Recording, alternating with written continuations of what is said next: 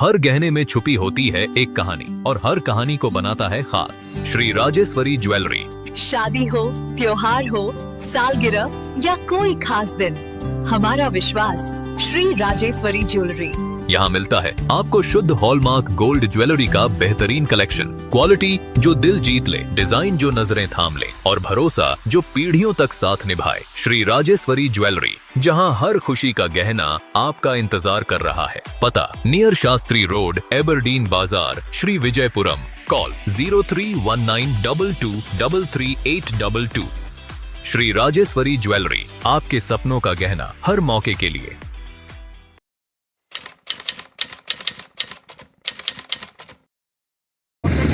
बलिदान नहीं भूलेगा हिंदुस्तान। डॉक्टर मुखर्जी का बलिदान नहीं भूलेगा हिंदुस्तान। डॉक्टर मुखर्जी का बलिदान नहीं भूलेगा हिंदुस्तान। भारत माता की जय, भारत माता की जय, भारत माता की जय।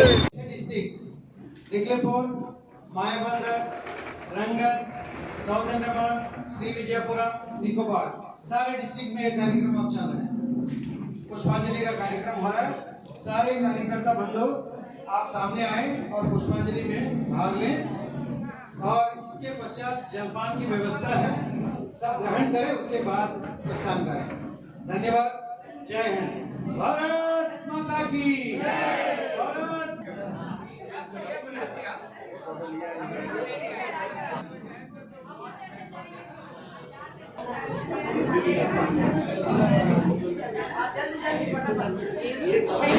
भेज दीजिएगा, सेंड करना पड़ेगा।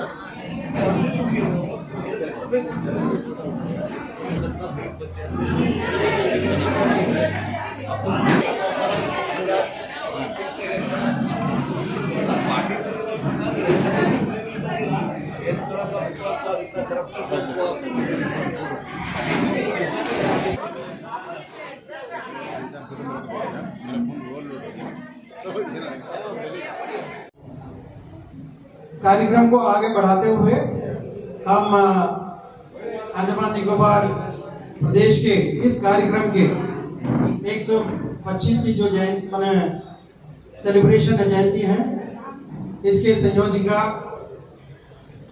शीला सिंह जी से आग्रह करेंगे और आगे और विधिवत रूप से सबका स्वागत करेंगे। सभागार में उपस्थित आप सभी को नमस्कार।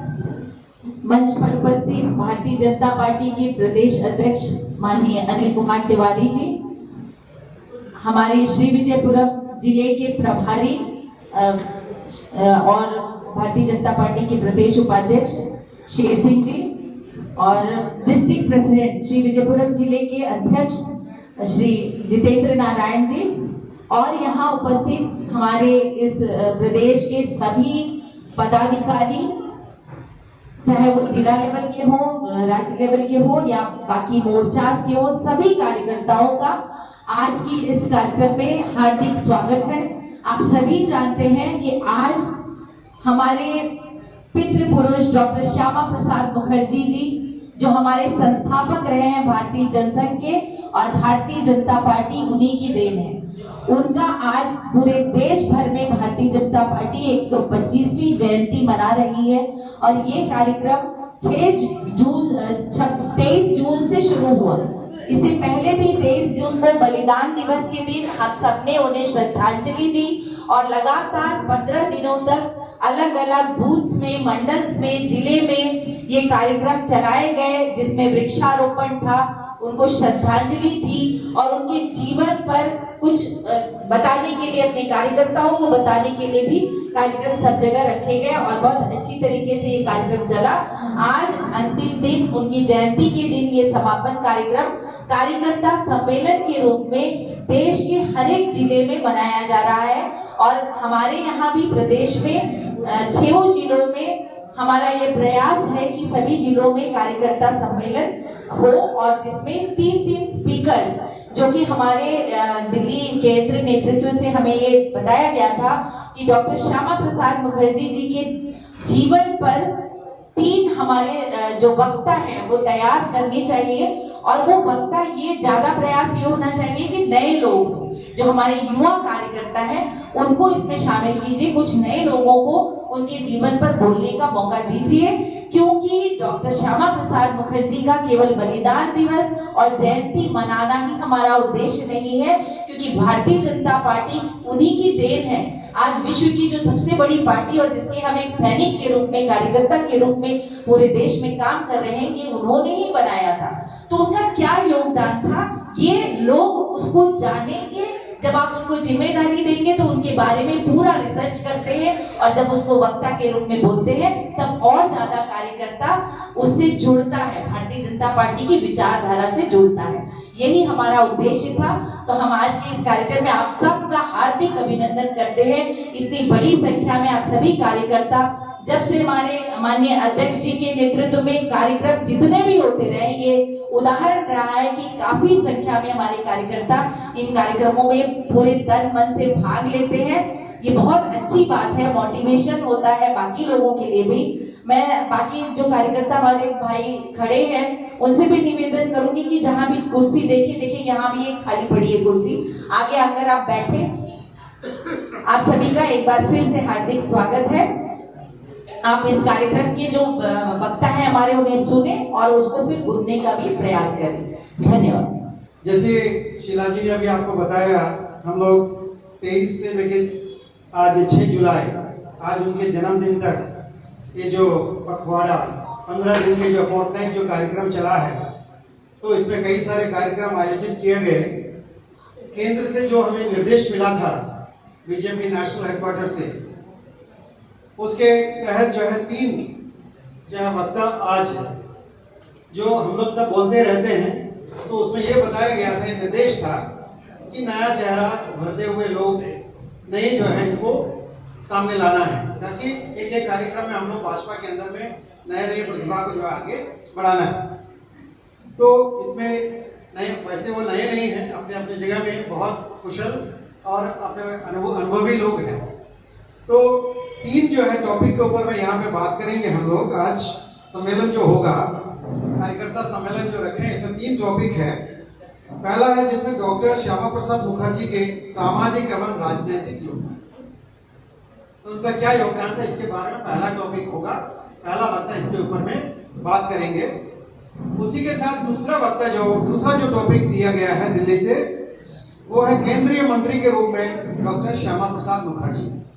केंद्रीय मंत्री थे हमारे जवाहरलाल नेहरू जी के, जो हमारे पहला आजादी के बाद में जो पहला कैबिनेट बना था, उसमें हमारे पहला जो है माने कैबिनेट मिनिस्टर के रूप में श्यामा प्रसाद मुखर्जी जी को अवसर मिला था। तो उन्होंने उसे छोड़ अल्पकाल में क्या क्या किया है, उसके बारे में दूसरा वक्ता जो है उसके विस्तार रूप से बताएंगे। तीसरा टॉपिक जो होगा वो है भारतीय जनसंघ के संस्थापक अध्यक्ष के रूप में डॉक्टर श्यामा प्रसाद मुखर्जी की योगदान। ये जो है टॉपिक तीसरा जो रहेगा, ये इसमें जो है उनके जनसंघ से लेकर जो हम भाजपा आज जो हमारे पास में है 2026 में आज हम 20 करोड़ के करीब लोगों के साथ, कार्यकर्ता के साथ में जो इतने बड़ी दुनिया के, विश्व के सबसे बड़ी जो पार्टी बनकर जो उभरी है, तो कहां से हम लोग चले थे और जनसंघ कैसे शुरू हुआ, उसके ऊपर में जो है वक्तव्य देंगे, अपना बात रखेंगे।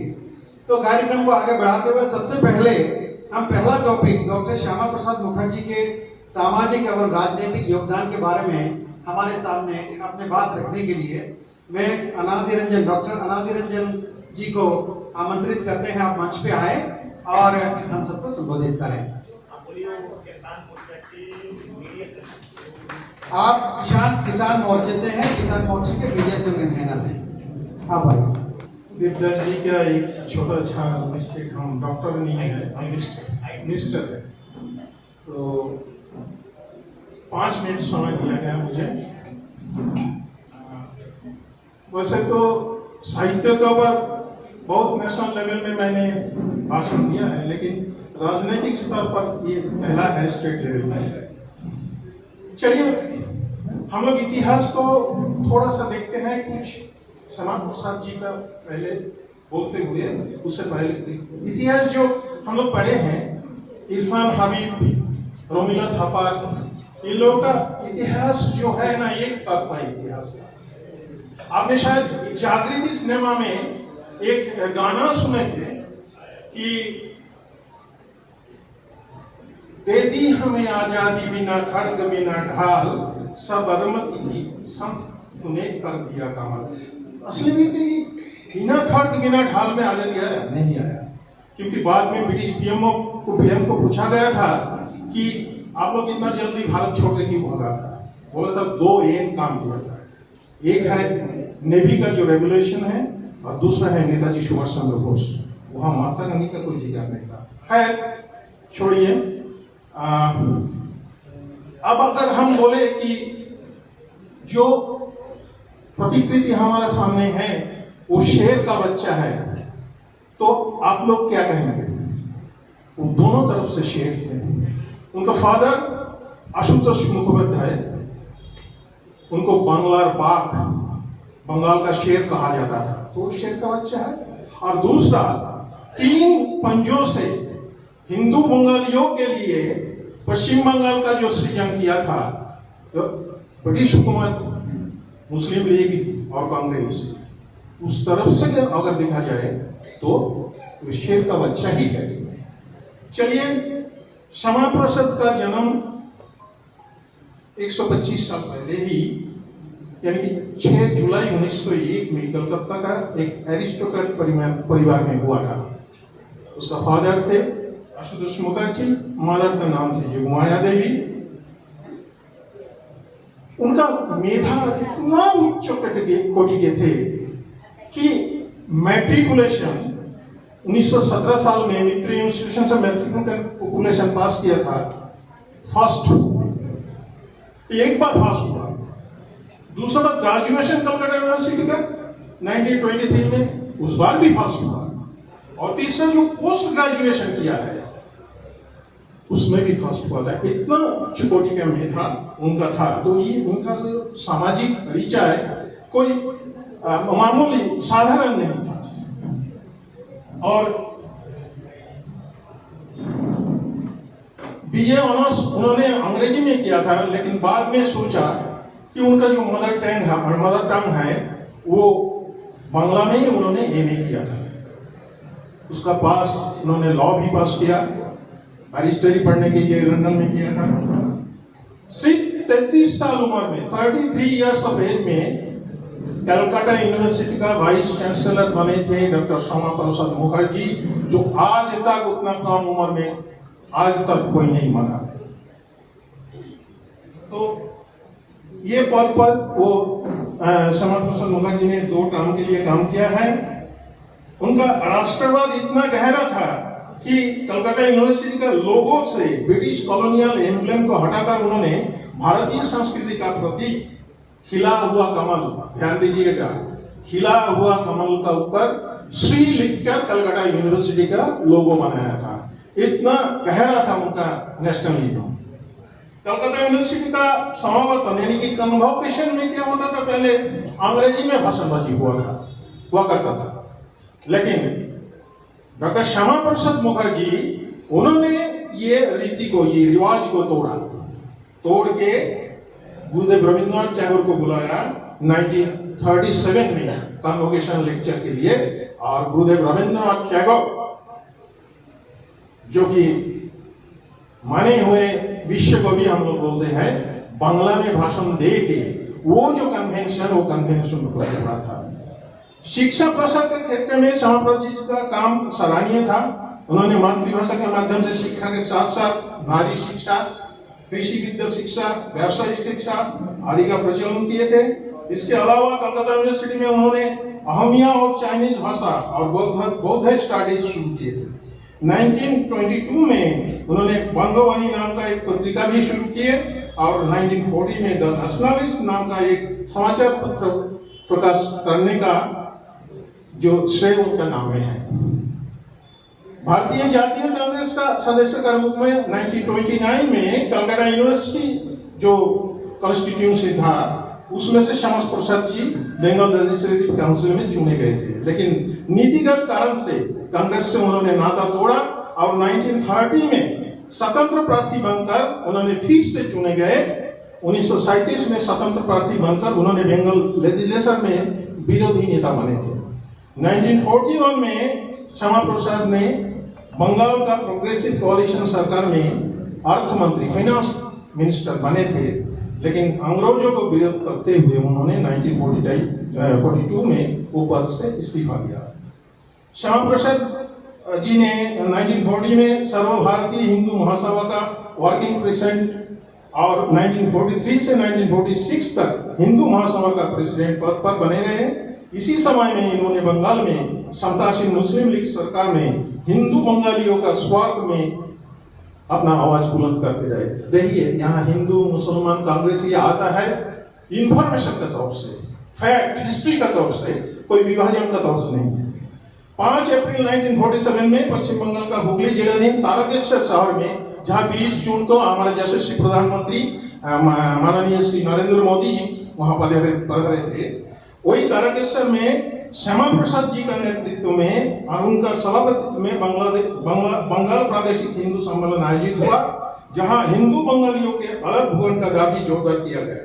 इससे पहले हुसैन शहीद सोहरावर्दी द्वारा direct action day 16 August 1946 the great Calcutta killing और 10 अक्टूबर 1946 कोजागरी लक्ष्मी पूर्णिमा में आप लोग जानते हैं कि नोआखाली का जो जेनोसाइड ये सब हो चुका था।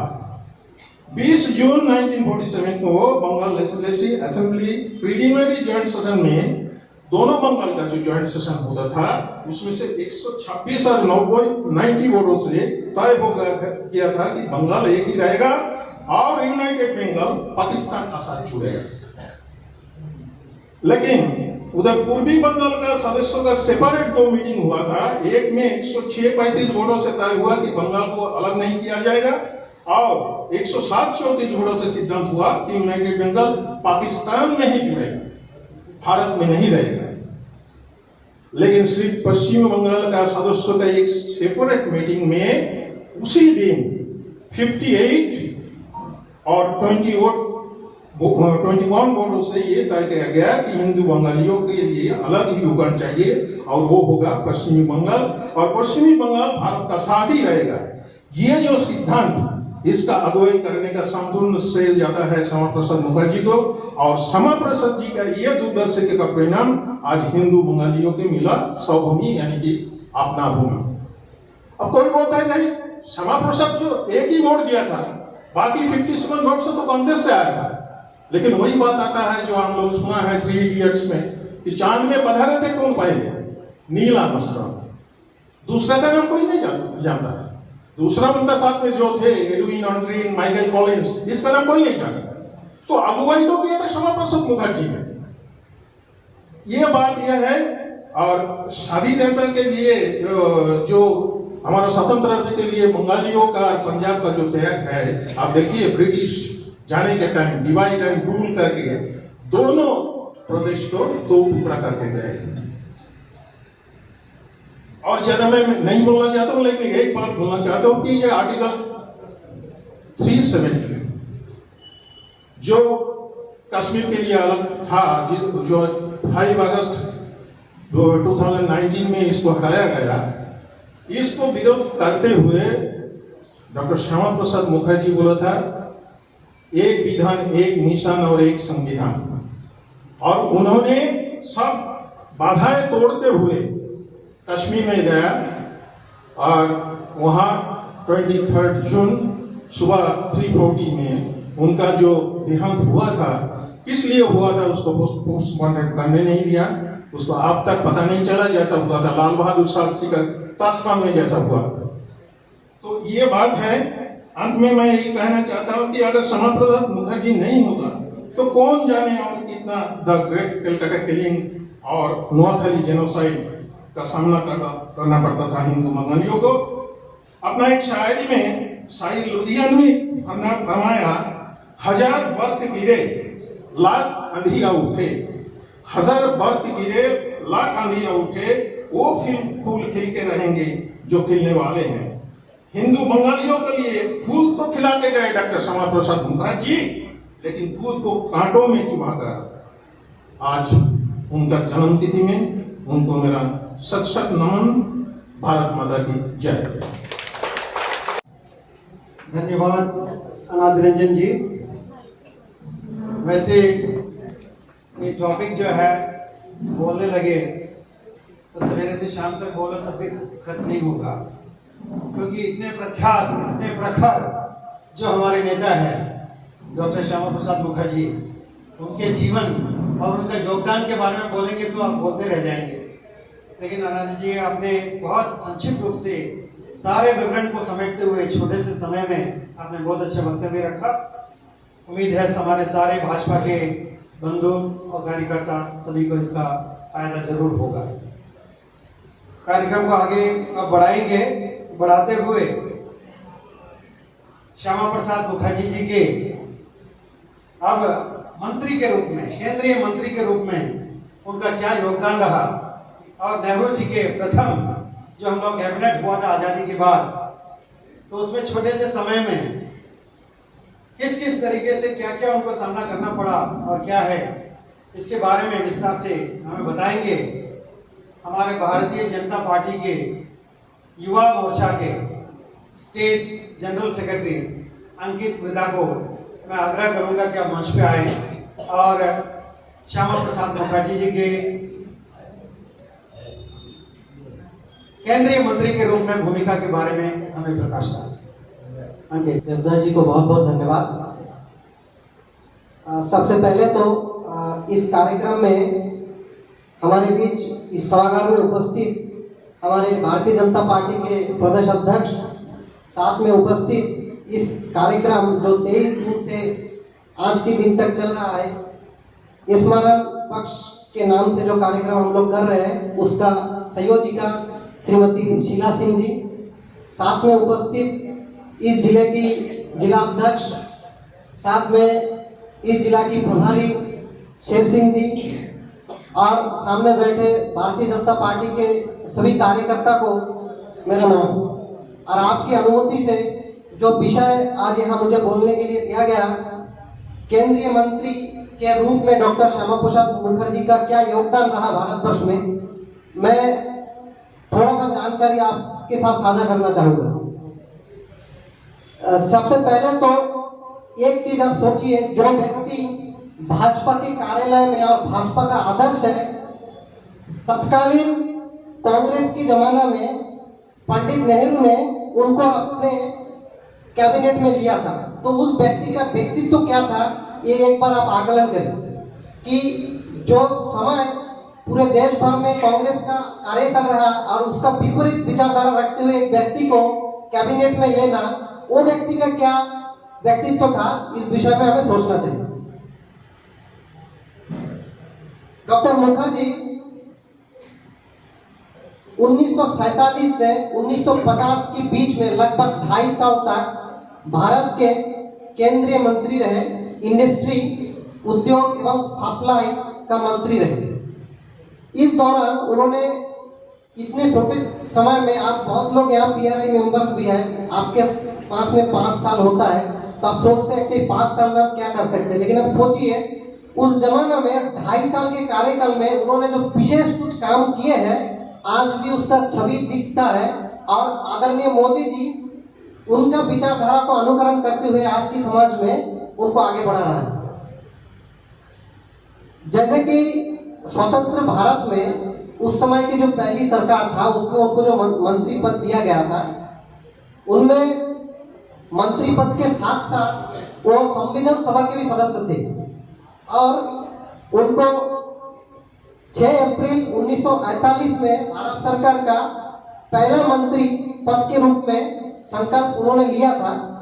जैसे मध्यम से देश की पहले उद्योग नीति उन्होंने जो निर्माण किया था, वो था 6 अप्रैल 1948 में उन्होंने कुछ नीतियां लागू की देश भर में, ताकि देश भर में इंडस्ट्री सेक्टर और सप्लाई निर्यात में भारत का एक दूसरा छवि बने। उस समय हम लोग ब्रिटिश शासनकाल से the transfer of power agreement Lord Mountbatten के तहत जो नेहरू का सब पैक्ट हुआ था, उसके बाद हमें आज़ादी मिला है, एक एग्रीमेंट की तहत देश की स्थिति बहुत ही खराब था। उस समय उन्होंने जो बागडोर संभाला, और ये सबसे महत्वपूर्ण बागडोर था, क्योंकि देश विभाजन के साथ साथ बहुत सारा इंडस्ट्रीज जो है विभाजित हो गया, जो पंजाब सिंध सेक्टर में था। उस समय देश को संभालने के लिए इंडस्ट्री सेक्टर एक बहुत बड़ा महत्वपूर्ण सेक्टर था। भारत के राष्ट्रीय रक्षा के लिए आवश्यक वस्तुओं को उत्पादन के आत्मनिर्भर बनाने के लिए, जो बात मैंने बोला अभी अभी, जो मोदी जी आत्मनिर्भर भारत का संकल्प लेके चल रहा है, उन्होंने 1947 साल में ये चिंतन और ये विचार रखा था कि आत्मनिर्भर भारत का संकल्प 1947 में लिया था ताकि भारत का सिक्योरिटी, भारत का जो सुरक्षा, अंतरिम सुरक्षा हो या बॉर्डर क्षेत्र का जो सुरक्षा हो, उसमें हम आत्मनिर्भर बन सकते हैं।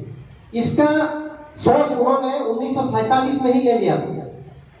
साथ में भारत में रक्षा क्षेत्र में परमाणु ऊर्जा, रेलवे और विमान सेवाएं, इनमें जो विचारधारा उन्होंने लिया था, उनका कार्यक्रम आज भी हम देख रहे हैं देश भर में चल रहा है।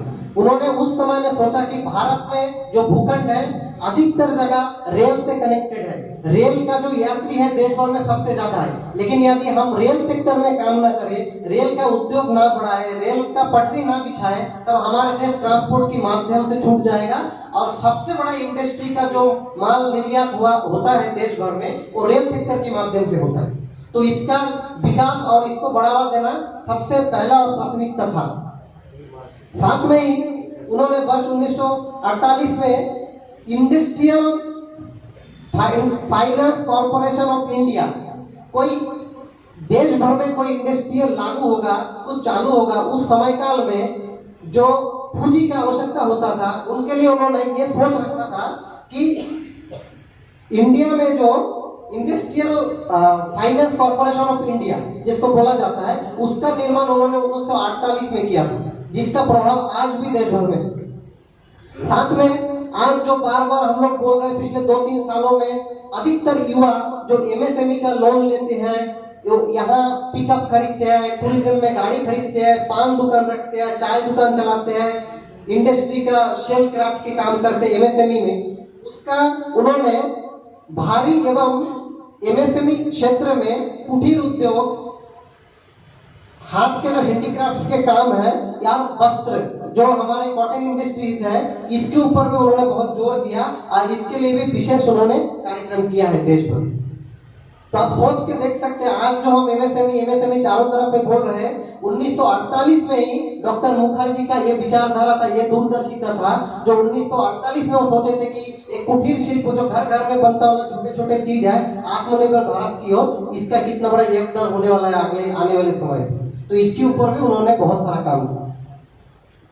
साथ में 1948 में ही उन्होंने जो अभी मैंने बताया, जो आत्मनिर्भर भारत का विचारधारा है 21वीं सदी में चल रहा है, उन्होंने उस समय में वो किया है। साथ में 14 राजनीतिक क्षेत्र में 1,97,00,000 करोड़ रुपया की उत्पादन संपद पीएलआई जो योजना हम लोग बोलते हैं जिसको, उसका सीधा तौर पर डॉक्टर मुखर्जी ने 1948 पे औद्योगिक नीति की उनकी जो दृष्टिकोण था उसमें वो साफ साफ दिखता है। उन्होंने किस प्रकार इसके ऊपर भी काम किया, जो पीएलआई हमने बोलते, पीएलआई स्कीम बोलते।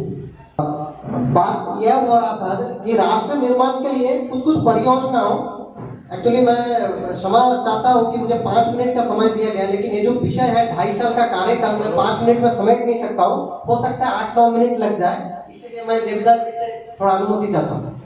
जैसे कि आज भी हम सुनते हैं बंगाल की धरती पे जो इतना बड़ा इंडस्ट्री, रेलवे का मैंने जो जिक्र किया है अभी चित्तरंजन लोकोमोटिव वर्क्स CLW, जो 1948 से 1950 के दशक में उन्होंने स्थापना की काम किया था, जो बंगाल में है। और पूरे भारत में सबसे बड़ा लोकोमोटिव इंडस्ट्री जहां रेल की इंजन बनता है, जो रेलगाड़ी आज जो हम लोग देख रहे हैं, भारत जो रेल में इतना आगे निकल चुका है, उसका नींव उन्होंने 1948 से 1950 के बीच में रखा था, जो कंपनी के नाम है चित्तरंजन लोकोमोटिव वर्क्स।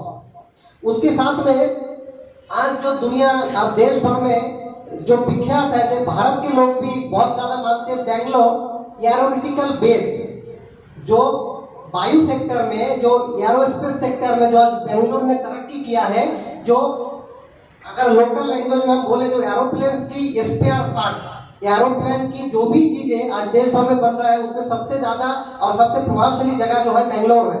उसका नींव उन्होंने सेम कार्यकाल में रखा था, जो हिंदुस्तान एरोनॉटिकल लिमिटेड जो है, उसका काम जो उन्होंने रखा था बेंगलोर में, उन्हीं के कार्यकाल में हुआ था। और सबसे इंपॉर्टेंट बात है, जो डिफेंस सेक्टर के लिए H-2 ट्रेनर जो विमान है, इसका निर्माण भी उसी कार्यकाल में हुआ था, ताकि हमारे देश की सेना अच्छा से सशक्त हो, ट्रेनिंग ले अच्छा, और बाहरी जो दुश्मन है उससे लड़ने के लिए सशक्त हो।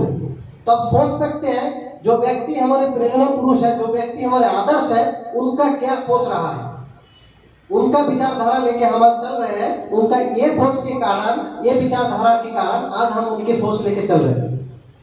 साथ में आज जो भी शेयर बाजार में जुड़े हुए हैं, वो मैक्सिमम देखते हैं एक शेयर बाजार में है। पहले तो मुझे यही मालूम था, उसके बाद मैंने जब पता किया तो पता चला इसका इतिहास क्या है। HAL हम लोग हाल बोलते हैं, हिंदुस्तान एरोनॉटिकल लिमिटेड। इसका शेयर अभी कोई सेंसेक्स या शेयर मार्केट खोल के देखिए, इसका शेयर कहाँ पहुंच गया। या आज भी देश भर में चल रहा है, और 1948 से 1950 के दशक में ये काम उन्होंने किया है। साथ में दामोदर घाटी निर्माण DVC, दामोदर जो घाटी का निर्माण उन्होंने किया है। हीराकुद बांध, जो उड़ीसा में हीराकुद आज तक का मानव निर्मित डैम में, और सबसे पुराना डैम में हीराकुद डैम आता है भारतवर्ष में, सबसे ज्यादा उन्हीं के कार्यकाल में ये काम शुरू हुआ है। भिलाई जो छत्तीसगढ़ में है, जो बॉर्डर क्षेत्र है, झारखंड, उड़ीसा, बिहार और वेस्ट बंगाल की बॉर्डर है, इस क्षेत्र में जैसे कोयला हो गया, इस्पात हो गया, लोहा हो गया, इनका जो ओर है, मतलब खनिज है, ये सबसे ज्यादा इसी एरिया में पाया जाता है। इस क्षेत्र में भी उन्होंने इंडस्ट्री लगाने का काम किया है। साथ में नेशनल न्यूज, हमारे जो आज हमारे बीच उपस्थित है मीडिया बंधु के लोग, इनके ऊपर भी उन्होंने उस जमाना में सोचा, नेशनल न्यूज एवं पेपर मिल का काम उन्होंने इंडस्ट्रीज के तौर पे किया है। ज्यादा ना बोलते हुए, उन्होंने तो किया बहुत कुछ है, लेकिन बहुत ज्यादा समय लग जाएगा, और भी वक्ता है, उनका मुख्य विषय भी है, तो मैं और भी इनके काम जो आज हम लोग मोदी जी के नेतृत्व में उनका विचारधारा को आगे बढ़ा रहे हैं। आपने धैर्यपूर्वक इतना बात सुना उनका कार्यकाल का, तो मैं आप सभी का बहुत बहुत आभार, बहुत बहुत धन्यवाद। जय हिंद, जय भारत। बहुत बहुत धन्यवाद अंकित जी, आपने के official as a central minister के रूप में जो मैंने हिस्टोरिकल काम किया है, इतिहास जो रचा है, उसके बारे में बहुत संक्षिप्त रूप में कम समय में आपने उसको बहुत अच्छी सुंदर तरीके से बताया, ये हम सब के लिए प्रेरणादायक है। अब हम आज के इस सम्मेलन का last topic, doctor Shyama Prasad Mukherjee as founder president और भारतीय जनसंघ, भारतीय जनसंघ के संस्थापक अध्यक्ष के रूप में जिस पॉलिटिकल विजन को लेकर चले थे, कोई साथ देने वाले है या नहीं है, अगला चलो बांग्ला में हम लोग बोलते हैं, तो जो लीड लिए थे और जिस तरीके से आगे बढ़ाए, और आज हम जिस वृक्ष के नीचे बैठ के जिस छाया में हम लोग बैठे हैं, उस वृक्ष को लगाने में, उसके ध्येय के लिए, उसके सोच के लिए, उस विजन के लिए उनको नमन करते हैं। तो इस संदर्भ में अपने वक्तव्य रखने के लिए हम अपने नगर के श्री विजयपुरम डिस्ट्रिक्ट के वाइस प्रेसिडेंट गुड्डू जी को, IP सिंह, इंद्रपाल सिंह जी को मैं मंच पर आमंत्रित करता हूँ। मंच पर उपस्थित हमारे स्टेट प्रेसिडेंट नील तिवारी जी और उपस्थित सभी वरिष्ठ नेतागण और कार्यकर्ता, मेरा आप सभी के बीच मेरा प्यार भरा नमस्कार। आज का सबसे जो पहला बात, जो मुख्य बिंदु है, नंबर 1 मैं बताऊंगा आप लोगों को। उससे पहले एक बात मैं बताता हूँ, जैसे मोदी जी का 12 साल हुआ है, उसी तरह मेरा भी 12 साल हुआ है पार्टी में, और मंच साझा करने का मौका भी 12 साल में पहला बार मिला है। उसके लिए मैं शीला भाभी को बहुत बहुत धन्यवाद देता हूँ। तो अब बात करेंगे, हम लोग चर्चा करेंगे कि भारतीय राजनीति में जनसंघ की आवश्यकता क्यों थी। वर्ष 1950 तक डॉक्टर मुखर्जी के सामने एक असहज राजनीतिक वास्तविकता खड़ी थी। भारतीय राष्ट्रीय कांग्रेस के सामने देश में कोई भी विश्वसनीय, संगठित और राष्ट्रवादी विकल्प मौजूद नहीं था। डॉक्टर मुखर्जी ऐसे नेता थे जो एक मंच की तलाश में थे, या यूं कहें कि राष्ट्र को उनकी दृष्टि के अनुरूप एक मंच की आवश्यकता थी। देश को एक ऐसे मंच की आवश्यकता थी जो डॉक्टर मुखर्जी के व्यापक दृष्टिकोण को आत्मसात कर सके। डॉक्टर मुखर्जी के निधन के बाद गुरुजी गोलवलकर ने उन्हें मातृभूमि के सच्चे योद्धा के रूप में वर्णित किया, जिन्होंने कश्मीर के एकीकरण की लड़ाई के अग्रिम मोर्चे पर अपने प्राणों की आहुति दी। अब दूसरा बिंदु पर मैं आप लोगों के सामने बात रखूंगा, भारतीय जनसंघ की स्थापना के बारे में। 21 अक्टूबर 1951 को दिल्ली की राघोमल गर्ल्स हाई स्कूल में भारतीय जनसंघ की औपचारिक स्थापना की गई और डॉक्टर श्यामा प्रसाद मुखर्जी इसके पहले राष्ट्रीय अध्यक्ष चुने गए। भारतीय संस्कृति राष्ट्र की आत्मा है। बढ़ावा देना अखंड भारत की भावना और सभी नागरिकों की पूर्ण समानता। दिल्ली में ही भारतीय जनसंघ की स्थापना हुई थी, जिस राजधानी ने डॉक्टर श्यामा प्रसाद मुखर्जी को एक केंद्रीय मंत्री के रूप में कार्य करते देखा। सिद्धांतों के आधार पर उनका इस्तीफा देखा और संसद के भीतर संघर्ष देखा। संस्कृति, राष्ट्रवाद, स्वदेशी, राष्ट्र एकता, तुष्टीकरण का विरोध के आगे बढ़ाने के लिए डॉक्टर मुखर्जी ने जनसंघ की स्थापना की थी। भाजपा को श्यामा प्रसाद मुखर्जी के विचारों को आगे बढ़ाने और उन्हें लागू करने में गर्व महसूस होता है। राष्ट्रीय प्रेरणा स्थल डॉक्टर मुखर्जी को भाजपा की वैचारिक यात्रा के मुख्य प्रेरणा के रूप में सम्मानित करता है। अब हम बात करेंगे तीसरा बिंदु, चुनावी प्रवेश और उत्कृष्ट संसदीय प्रदर्शन। वर्ष 1952 में स्वतंत्र भारत के पहले आम चुनाव में नई पार्टी होने के बावजूद भारतीय जनसंघ ने संसद में 3 सीटें जीती, जिसमें खुद डॉक्टर श्यामा प्रसाद मुखर्जी की सीट भी शामिल थी। संसद में डॉक्टर मुखर्जी का प्रभावशाली एवं लीडर बहस करता थे और बाद में एक उत्कृष्ट सांसद के रूप में भी उभरे और नेशनल डेमोक्रेटिक पार्टी का गठन किया, जो विपक्षी आवाजों का एक व्यापक गठबंधन था, जिसे कार्य को लोकतांत्रिक ढंग से जवाबदेह बनाया जा सके।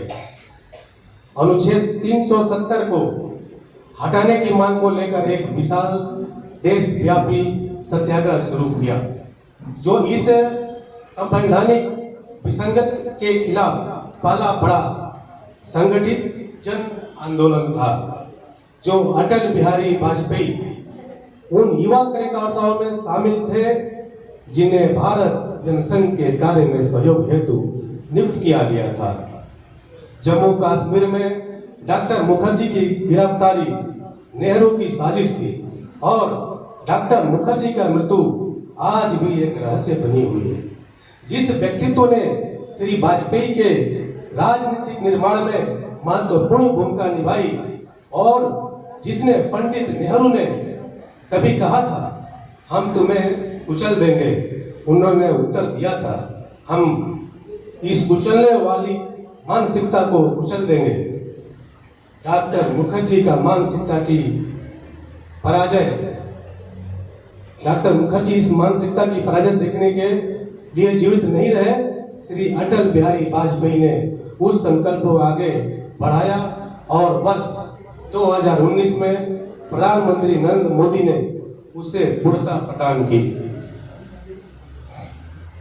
चौथा बिंदु पर हम लोग बात करेंगे, जनसंघ से भाजपा तक का सफर। वर्ष 1953 में डॉक्टर मुखर्जी के सर्वोच्च बलिदान के बाद जनसंघ पंडित दीनदयाल उपाध्याय, श्री अटल बिहारी वाजपेयी और श्री एल के आडवाणी जैसे महान नेताओं के संरक्षण में निरंतर आगे बढ़ता रहा।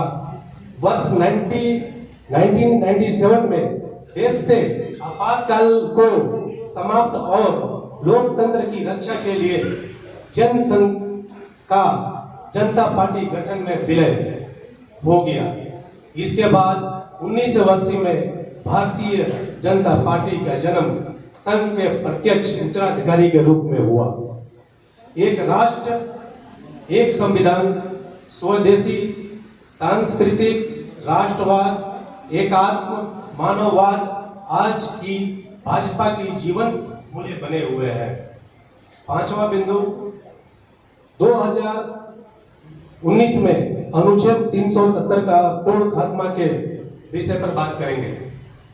जम्मू में अगस्त 1952 में डॉक्टर श्यामा प्रसाद मुखर्जी ने पहली बार जोरदार स्वर में उद्घोष किया था, एक देश में 2 विधान, 2 प्रधान और 2 निशान नहीं चलेंगे।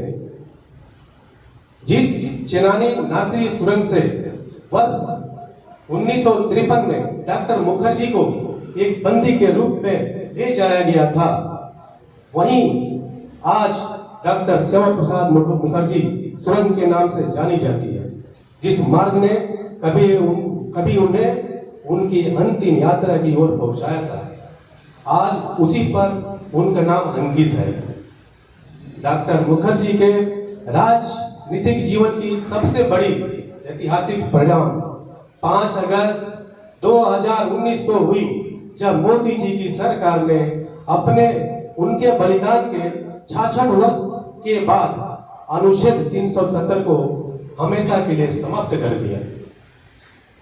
आज देश में एक संविधान, एक निशान, ध्वज और एक प्रधान है। डॉक्टर मुखर्जी का नाम अब इस देश का कानून बन चुका है।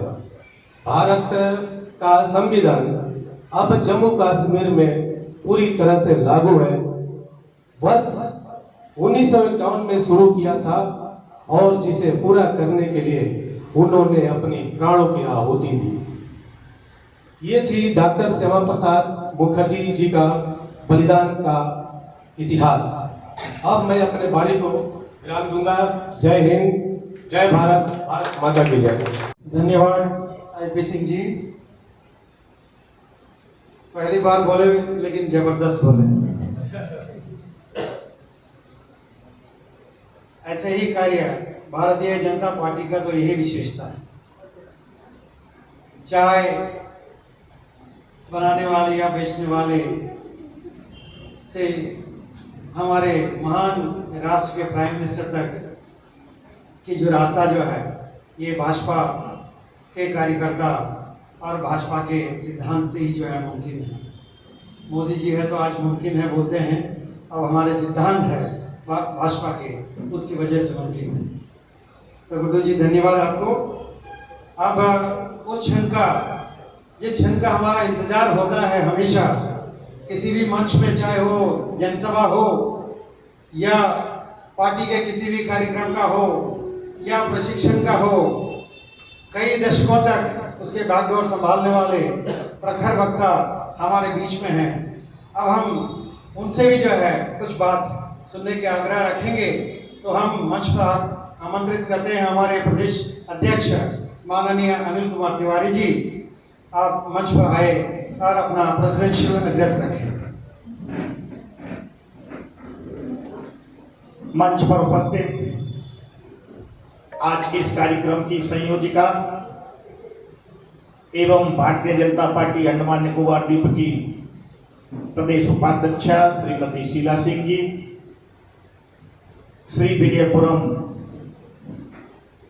जिले के प्रभारी तथा प्रदेश उपाध्यक्ष शेर सिंह जी, हमारे जिले के श्री विजयपुरम के जिला अध्यक्ष जितेंद्र नारायण जी, इस कार्यक्रम की सभी टीम, मेरे वरिष्ठ पदाधिकारी, कार्यकर्ता भाई और बहनों,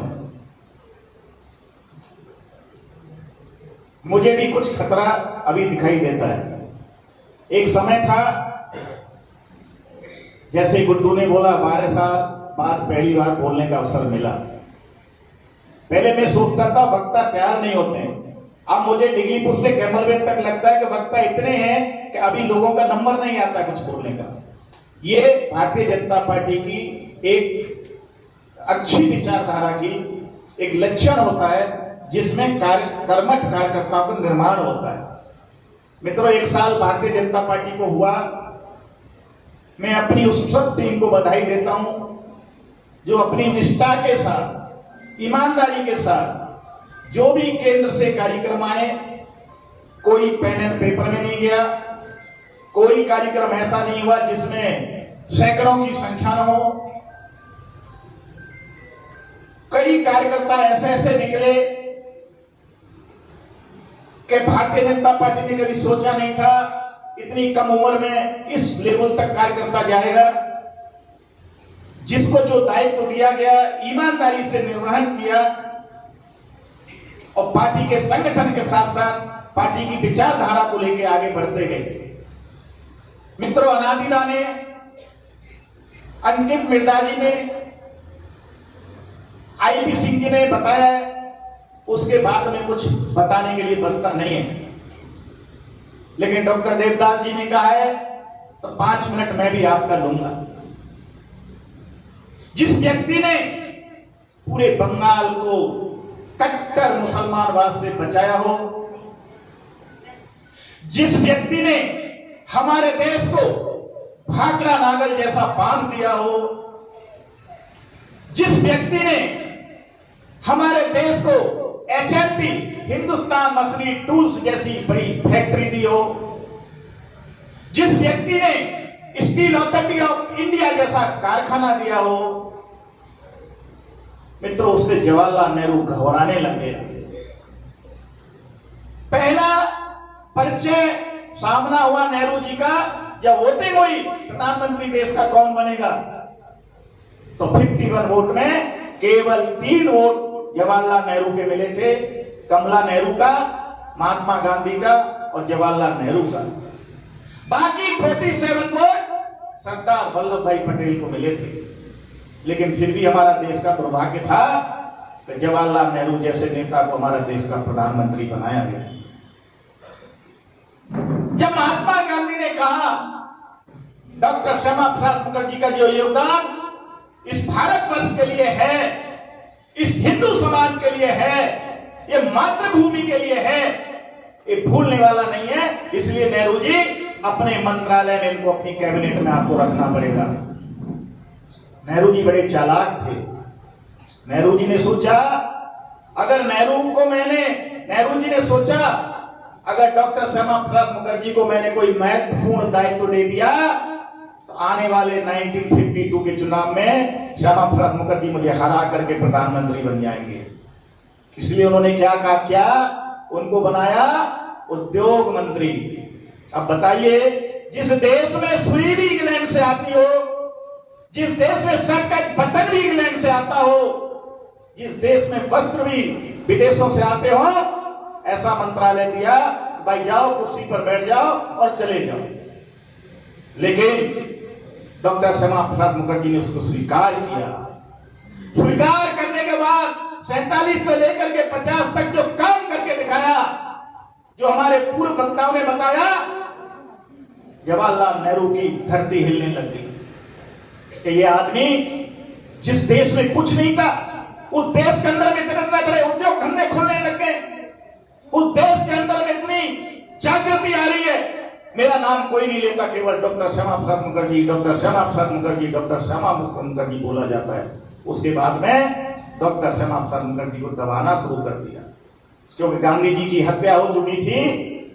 उसके बाद में श्यामा प्रसाद मुखर्जी विचलित रहने लग गए और जो मुस्लिम तुष्टीकरण की नीति नेहरू जी ने नहीं छोड़ी, अंग्रेजों के बताए हुए रास्ते पर ही चलने लगे। तो मित्रों, आज अपनी कोई छोटी सी पोस्ट नहीं छोड़ता है रूलिंग पार्टी में। उन्होंने रूलिंग पार्टी से अपना उद्योग मंत्रालय का पद छोड़ के त्याग पत्र देके निकल गए और मनन किया 1 महीना इस देश को भी कैसे बचाया जाए।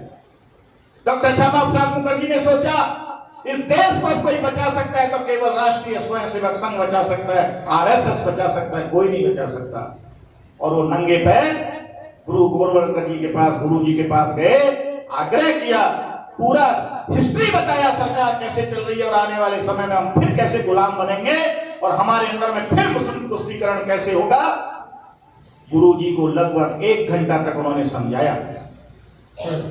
गुरु जी ने कहा इसका हल क्या है, समस्या का समाधान क्या है। तो श्यामा प्रसाद मुखर्जी ने बोला, गुरु जी इसका समाधान एक ही है, राष्ट्रीय स्वयंसेवक संघ को अब एक राजनीतिक दल बन जाना चाहिए और कांग्रेस का मुकाबला करने के लिए खड़ा हो जाना चाहिए।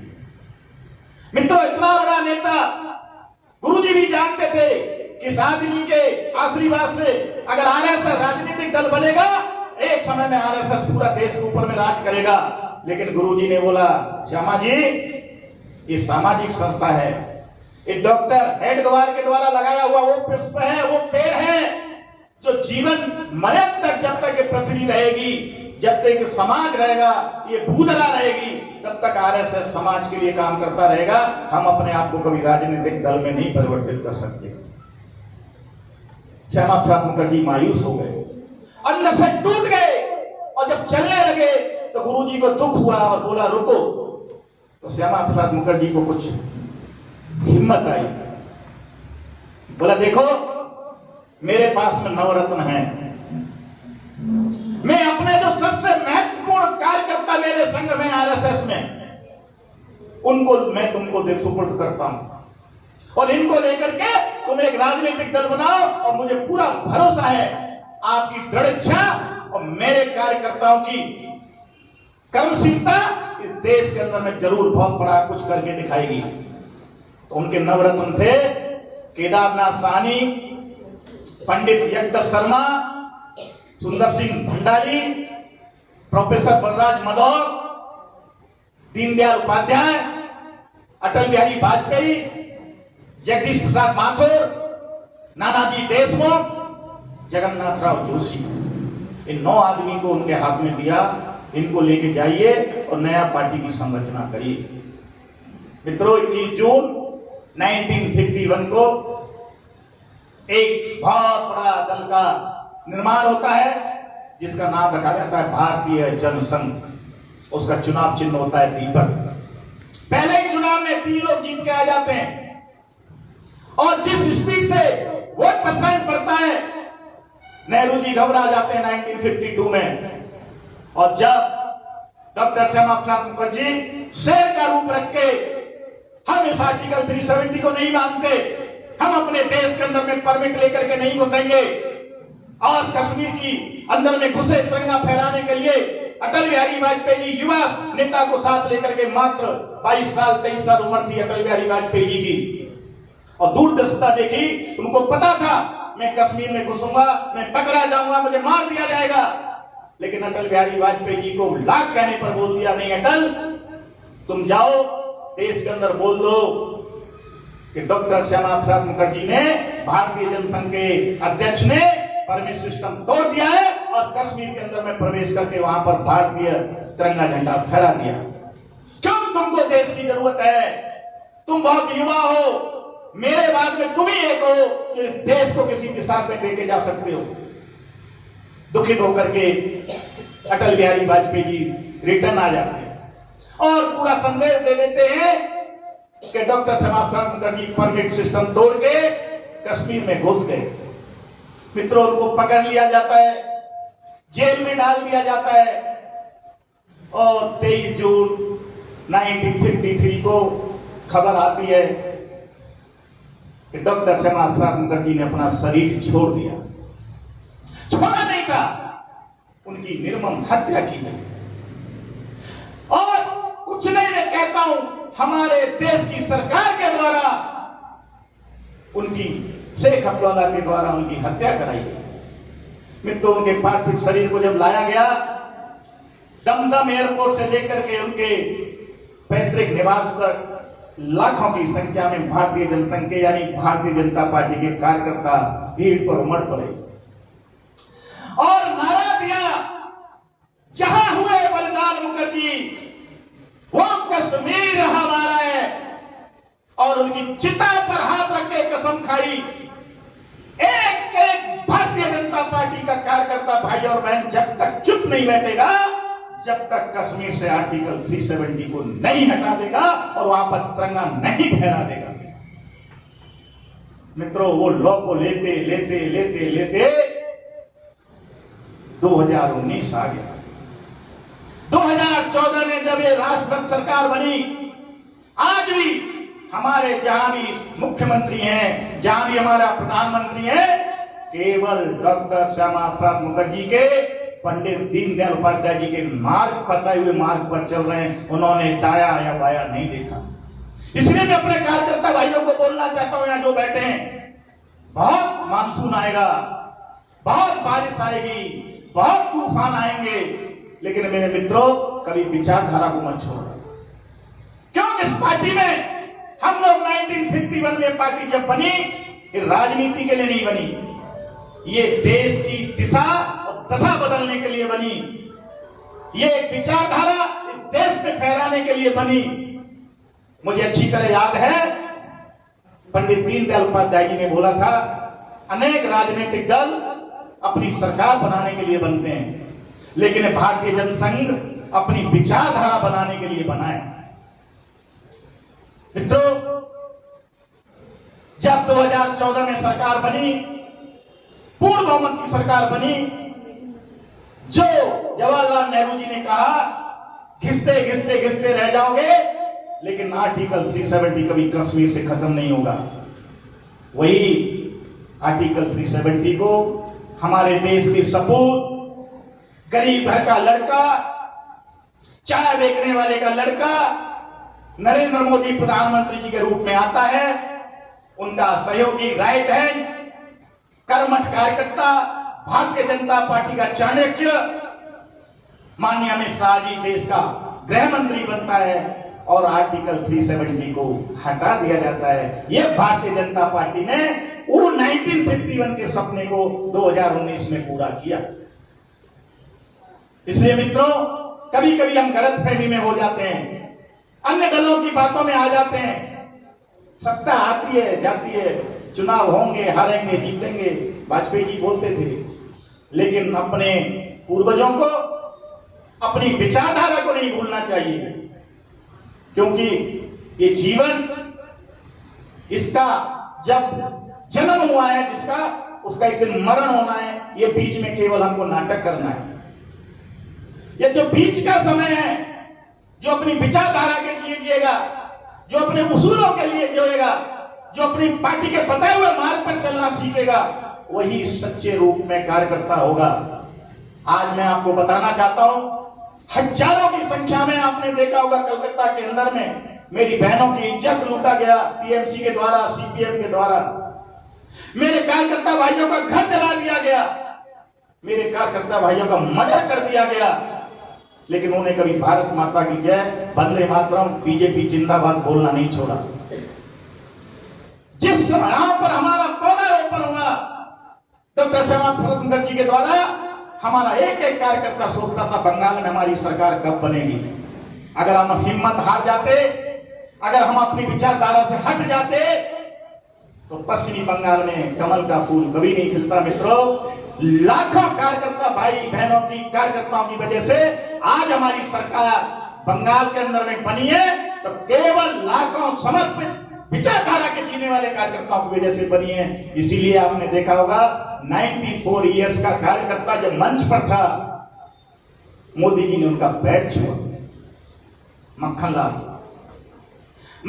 जी, बंगाली आदमी, 94 उम्र में, उन्होंने सोचा भी नहीं था कभी भारतीय जनता पार्टी आएगी, और उन्होंने कभी सोचा भी नहीं होगा देश का प्रधानमंत्री मेरा चरण स्पर्श करेगा। ये हमारी विचारधारा है, ये हमारे संस्कार हैं मित्रों। इसलिए आज मैं अपनी बहन शीला जी को एवं उनकी पूरी टीम को, और इस एक साल के अंदर में जितने भी भारतीय जनता पार्टी के द्वारा, मेरे द्वारा नहीं, मैं केवल नाम के लिए अध्यक्ष हूं, मैं आपका कार्यकर्ता ही हूं। मैं जो भी निर्णय लेता हूं सामूहिक लेता हूं। जितने भी कन्वीनर बने मैंने किसी को नहीं बोला किसी को मेंबर रखना है या किसी को नहीं रखना है। रामदास जी इसका उदाहरण है।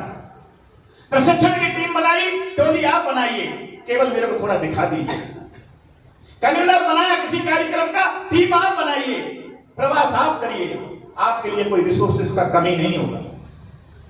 आज आप सभी लोगों ने भारतीय जनता पार्टी को जो मजबूत किया है, मुझे भरोसा है आप पूरी लगन के साथ, पूरी दृढ़ता के साथ श्यामा प्रसाद मुखर्जी के आदेशों पर चलते हुए, पंडित दीनदयाल उपाध्याय जी के आदर्शों पर चलते हुए आप 2027 का चुनाव भी भारी मतों से जीतेंगे।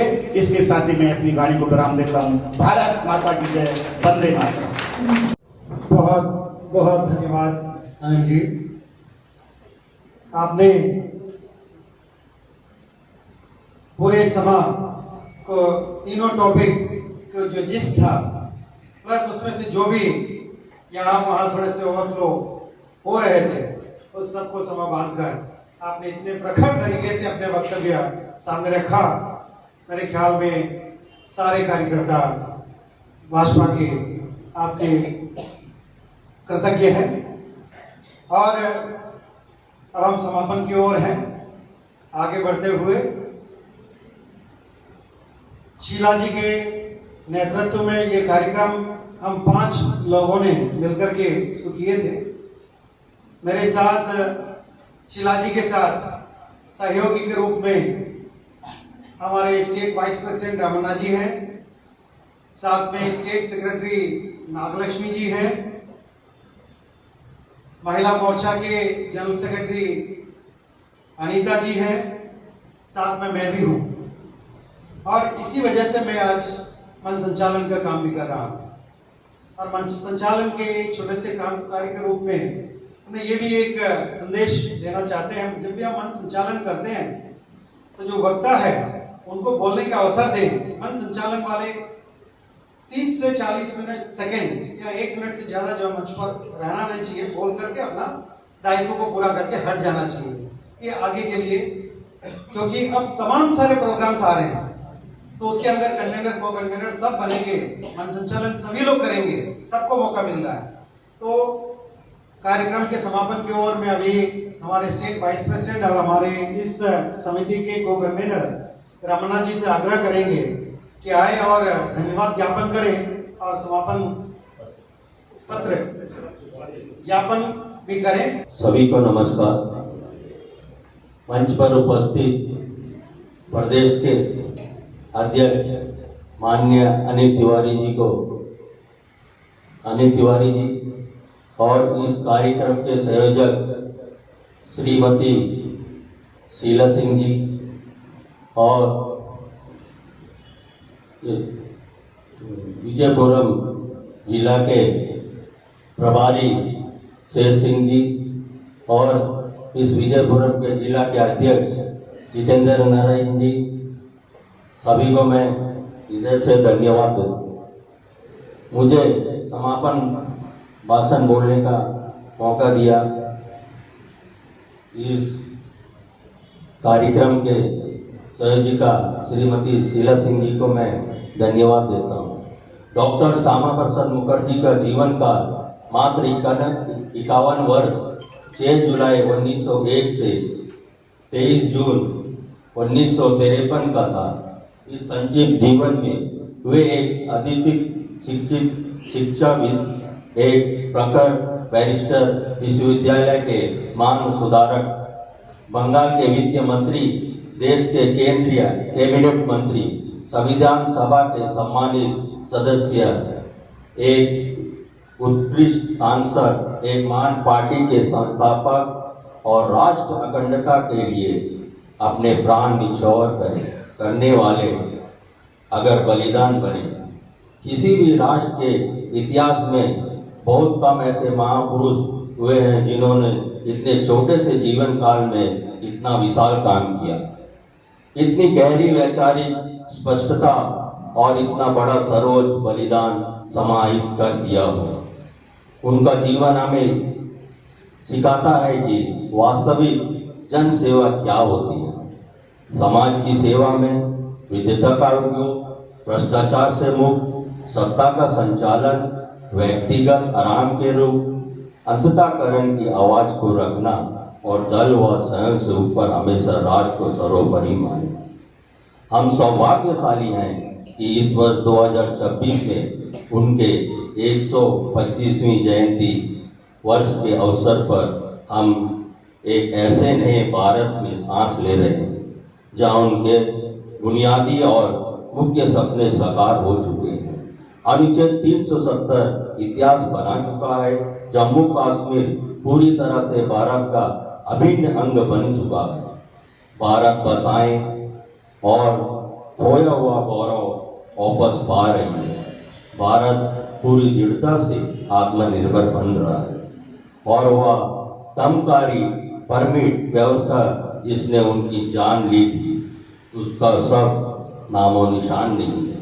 डॉक्टर श्यामा प्रसाद मुखर्जी के प्रति सच्ची श्रद्धांजलि सेवा उन्हें याद करना नहीं बल्कि निरंतर उस वैभवशाली और सशक्त भारत का निर्माण करना है जिसके लिए उन्होंने हंसते हंसते अपने प्राणों का बलिदान दे दिया। जय हिंद, वंदे मातरम, भारत माता की जय। यहाँ पर हमारे मंच पर उपस्थित प्रदेश अध्यक्ष अनिल तिवारी को मैं हृदय से धन्यवाद देता हूँ और हमारे इस कार्यक्रम के संयोजिका और अंडमान निकोबार द्वीप समूह के उपाध्यक्ष श्रीमती शीला सिंह को भी मैं हृदय से धन्यवाद देता हूँ और इस विजयपुरम डिस्ट्रिक्ट के प्रभारी और अंडमान निकोबार द्वीप समूह के उपाध्यक्ष श्री शेर सिंह जी को भी मैं हृदय से धन्यवाद और इस जिला के अध्यक्ष जितेंद्र नारायण को भी मैं हृदय से धन्यवाद और यहाँ जितने भी हमारे प्रदेश के ऑफिस व्यूअर हैं सभी को मैं हृदय से धन्यवाद और यहाँ में जो युवा मोर्चा और महिला मोर्चा, किसान मोर्चा, ओबीसी मोर्चा और माइनॉरिटी मोर्चा सभी को मैं हृदय से धन्यवाद और मंडल के जितने भी कार्यकर्ता बूथ के सभी को मैं तहे दिल से धन्यवाद देता हूँ और मीडिया कर्मचारी और यहाँ में जितने भी तमाम लोग यहाँ पर उपस्थित हैं सभी को मैं हृदय से धन्यवाद और इस कार्यक्रम को सफल बनाने के लिए जो प्रदेश के पदाधिकारी और जो प्रदेश के अध्यक्ष जो विजयपुरम के जिन्होंने इस कार्य को करने में अपना सहयोग दिया सभी को मैं एक बार फिर पुनः अपना दिल से धन्यवाद देता हूँ और खास करके हमारे जो अनीता देवी और सबीना जी उनको भी मैं संध्या जी उनको भी मैं अपने हृदय से धन्यवाद देता हूँ। भारत माता की जय।